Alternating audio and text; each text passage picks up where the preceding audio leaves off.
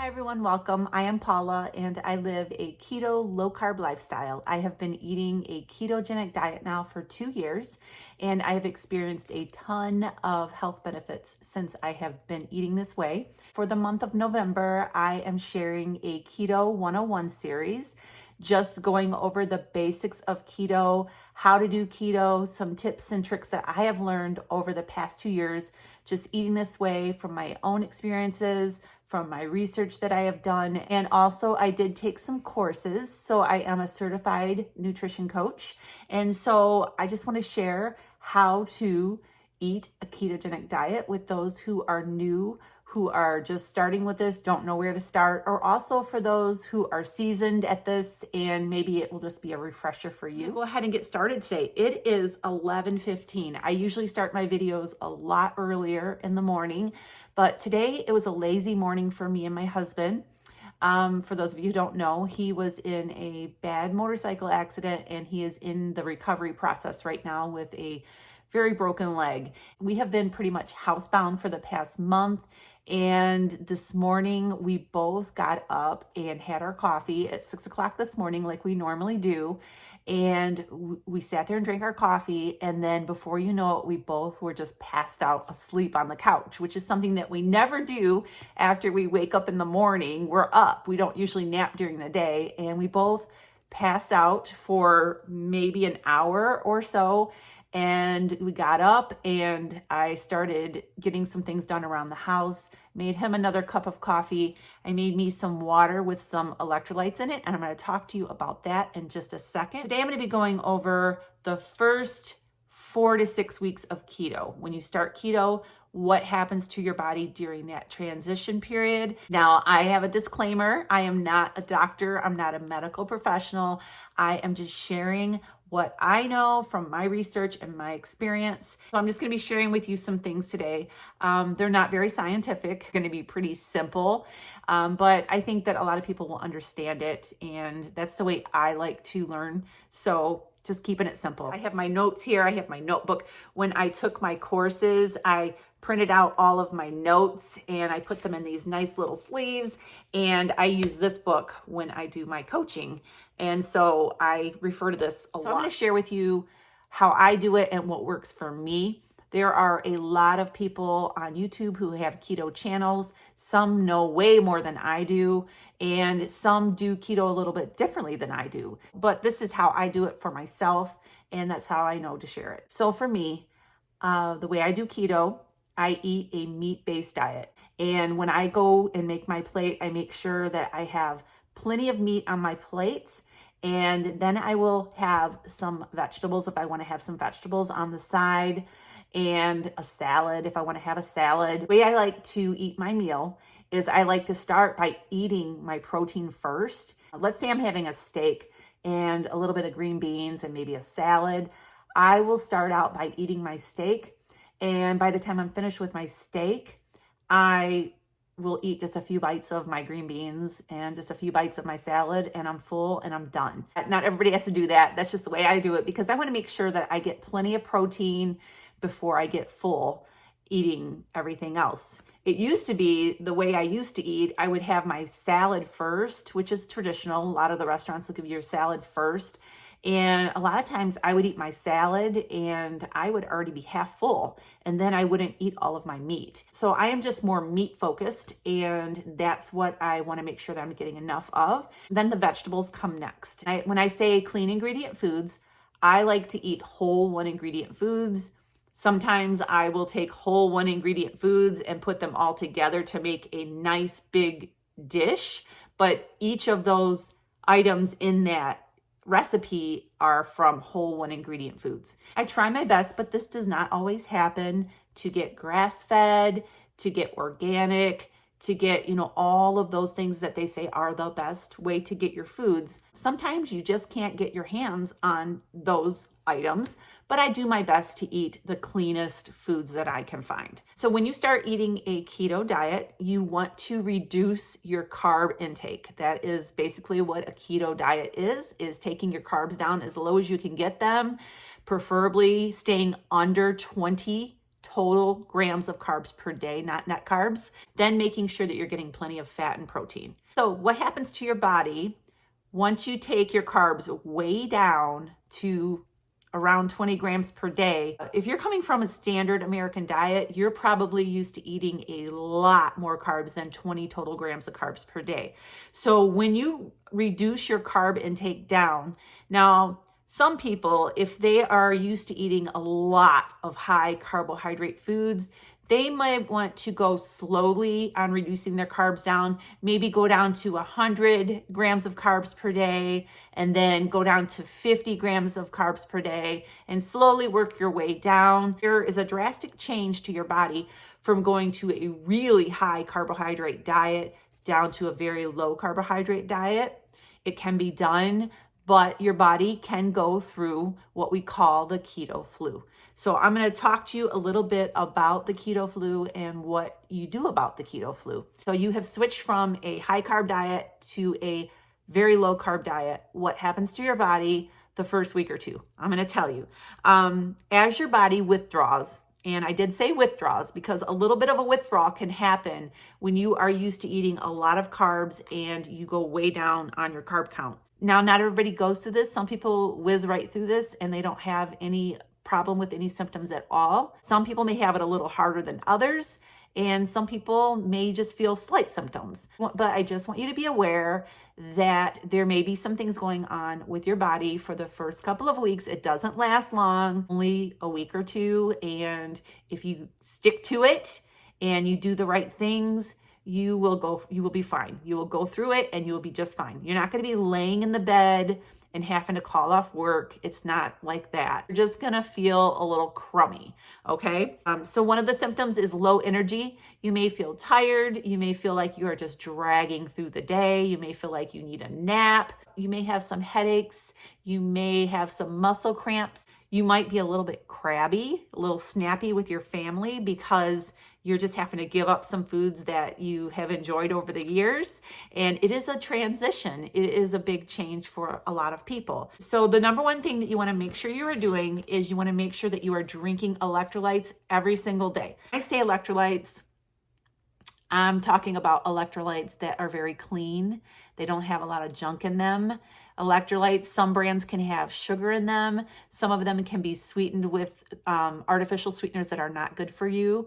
So I'm going to tell you about the electrolyte powder that I use. It has been 2 years and I still make sure that I drink electrolytes every single day. When you're on a high carb diet, your body retains water. It holds the water, and along with that water that it's holding, it holds on to the electrolytes. When you're on a low carb diet, your body flushes water. It releases the water, and along with that water, you lose electrolytes. So every day, I take about 30 ounces of water.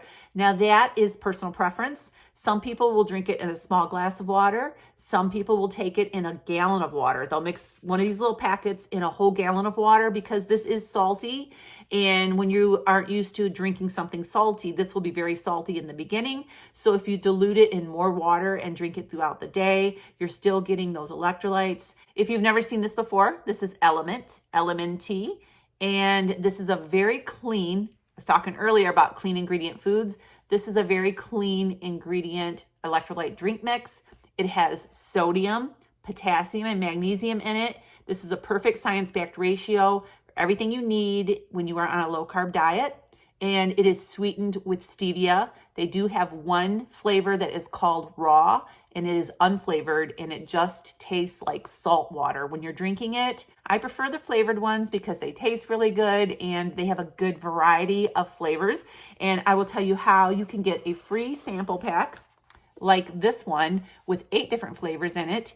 8 of these little packets, so you can try all the different flavors. Even the unflavored is in here as well. So all you have to do is go to the link that is right here on the screen at drinkelement.com/low carb revelation. Click on the link. It is down in the description under this video, or if you're watching from your TV, it is on my website as well. Click on the link, go to Element's website, make a purchase of anything on the website, and you will get a free sample pack like this so you can sample all the different flavors that they have. By the way, this video is sponsored by Element, so thank you, Element, for sponsoring this video. You're going to want to make sure you have electrolytes on hand, drink them every day so that you can avoid having some of these symptoms. Also, another important thing to do is to salt your food. You want to make sure that you're getting plenty of salt, and that also helps as well. Drinking bone broth can help too with those symptoms. And also, some people say, I've never done this, I just can't bring myself to do it, but a lot of people drink pickle juice and they say that that really helps them as well with some of these symptoms. Also, during that first few weeks, you may have some problems feeling hungry. I recommend making sure that you are eating plenty of fat and protein during that time. That will really help you feel satiated and help curb the hunger. A lot of people like to have fat bombs around during that period of time just to help curb hunger after about 4 to 6 weeks. And that is if you're sticking true to this and you're not having a bunch of cheat days in there. Your body is going to become fat adapted. What that means is your body no longer has enough carbs to burn for energy. So your body is going to have to start burning your body fat for energy. And during that period, you're going to start feeling a lot more energetic. You're going to start feeling a lot better. All of those crummy feelings, the feelings of being tired and all of that, they're going to be gone. You are going to feel on top of the world. It really is a great feeling once you become fat adapted and your body starts burning its own fat for fuel. You start losing water weight, you start losing some fat, and you just start feeling good overall. Also, you're going to notice something that is very strange for a lot of people. As long as you're sticking to eating enough fat and protein, you are not going to feel hungry. You are going to be eating less food, less meals, because you just don't feel hungry. You feel satisfied. And it is a really strange feeling for a lot of people. I remember always being hungry before when I was on a high carb diet. I was always snacking. I was always grabbing something to eat. The further you go into this and the more fat adapted you become, the less hungry you get. And it is such a strange feeling to get used to. But once you do, it's a really great thing. Because now, me and my husband intermittent fast. We start eating around noon. It's 11:45 right now. I'm getting ready to go in there and make our first meal. We don't feel hungry until around 11 or 12. And then we stop eating at 6 o'clock. We're not hungry in the evenings. We're not hungry all night. We're not hungry until the next day until it's time to eat again. And it is such a great thing because we can go a lot longer without food if we're having a busy day and we need to. And also your cravings for the sugary foods, your cravings for the high carb foods after a couple of months should greatly reduce. To sum up this little session, make sure you're getting plenty of fat and protein. Reduce your carbs down as low as you can get them. You're also going to want to eliminate sugary foods from your diet, processed foods from your diet, and seed oils from your diet. I have a shopping list over on my website. I will try to remember to put the link down below in the description under this video where you can just click on the link and it'll take you right to the grocery list. It's a long list of foods that you can go to the grocery store and buy, and it does have some foods on there that you should avoid. You want to make sure you're getting your electrolytes. I drink one of these packs every day. Sometimes I drink two, it depends. Sometimes if it's really hot out and I'm sweating or I'm doing a lot of activity, I will have a second one, but most days I only drink one of these and that's all I need. And so I'm going to go ahead and wrap up this little session for now.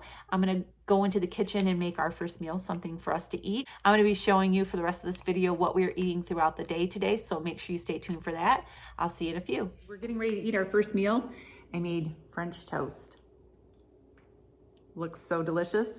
I'm going to put a little clip at the end of this little clip that shows you how I made this French toast, and I'll just do a voiceover and talk to you about how I made it. This is what we're having for our first meal, French toast and bacon, and see you in a little bit. All right, so I took some protein sparing modified fasting bread. This is Maria Emmerich's egg white bread recipe. It is on her website as well as my website, lowcarbrevelation.com. You just have to search PSMF bread. I had some butter in the skillet here melting, and I dipped the egg slices into egg. I made sure to coat both sides and let it soak in for a little bit into the egg mixture that I mixed up in this little container. Then I just fried the bread in butter, browned it on both sides, each of the slices. Got the idea for the syrup from my daughter-in-law. I just melted butter and I added some cinnamon and some sweetener and some vanilla and mixed it up, and we use that for our syrup. All right, so it is 5:30 and we're getting ready to eat our second meal of the day and our last meal of the day. Earlier I didn't record, but we did have a protein shake. Usually around 2:30 we have a protein shake, and all I do is mix a little bit of ice with some macadamia milk. You can use almond milk or something like that.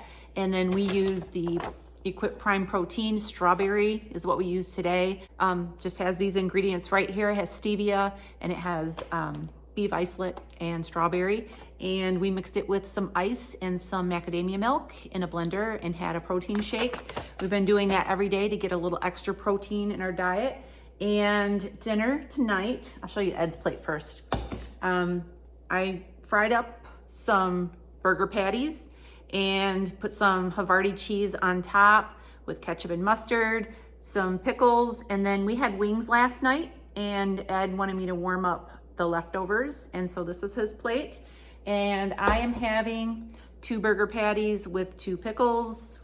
Oh, and the ketchup that we use is sugar-free, this one right here, and just yellow mustard. So that's what we're gonna have tonight. I'm having a LaCroix, just sparkling water, plain, and that's it. So I'm gonna go ahead and sign off for tonight. Make sure you subscribe, give us a thumbs up. I'll see you really soon. Have a great day and God bless.